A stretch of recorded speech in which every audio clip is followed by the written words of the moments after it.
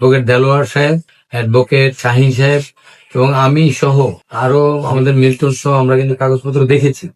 আমাদের কাগজপত্রে আপাতত কাগজপত্র ঠিক আছে। দলিল যেহেতু আছে, দলিল যার সে মালিক।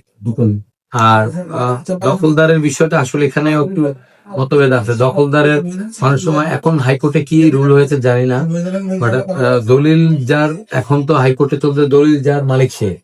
আবার এখানে আরেকটা বিষয় আছে, দখলদার কি হিস্সা যদি পায় সেটা কি দখলদার পাবে না হিস্সাওয়ালা হিস্সা অনুযায়ী পেয়ে যাবে। এখানে একটা বিষয় জটিলতা আছে। অনেক সময় দেখা গেছে আমরা 5 ভাই 2 বোন, তা আমার 2 বোন নাই, আমরা 5 ভাইয়েরা দখলে আছি। এখন এই ক্ষেত্রে অবশ্যই হিস্সা, আমার লজিকে হিস্সা যে পাবে সে অবশ্যই তার হিস্সা পাবে।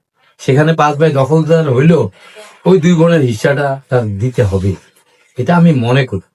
কারণ ওনারও তো হক আছে।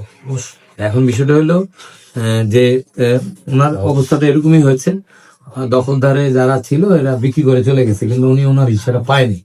সেই হিস্সাটা পাওয়ার জন্যই উনি আজকে কোর্টে এসেছে। আমরা চেষ্টা করতেছি ওনার হিস্সাটা উনি পাক।